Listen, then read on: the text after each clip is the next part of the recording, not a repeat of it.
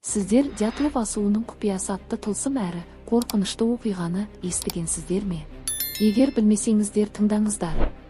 1959 жылы қыс айында КСРОда 9 тәжірибелі турист Орал тауларындағы Дятлов асуы деп аталатын жерге жорыққа шығады. Бұлар жай адамдар емес, тауға үйренген мықты туристер болған. Бірақ олар қайтып оралмайды.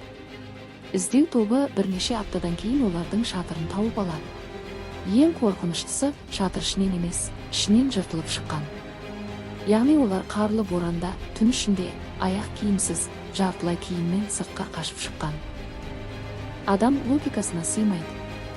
Кейбірі орманға қарай жүгірген, кейбірі кері қайтқысы келгендей, біреуі ағашқа өрмелеген, бірнешеуі қар астында тыныш жатқан.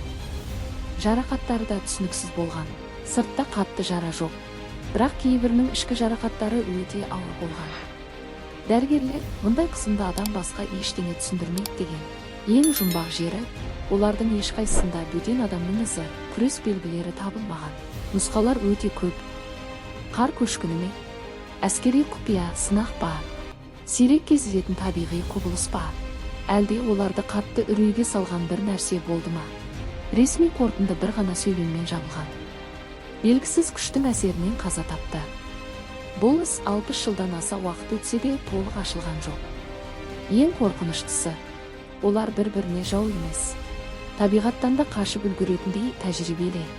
Бірақ сол түні бәрі бірдей қорқып қашқан. Бұл не болуы мүмкін? Қалай ойлайсыздар? Пікірге қалдыра кетіңіздер. Егер осындай оқиғалар ұнаса, менің арнама тіркеле кетіңіз. Көп тіркелуші болған сайын осындай видеолар тез шығатын болады.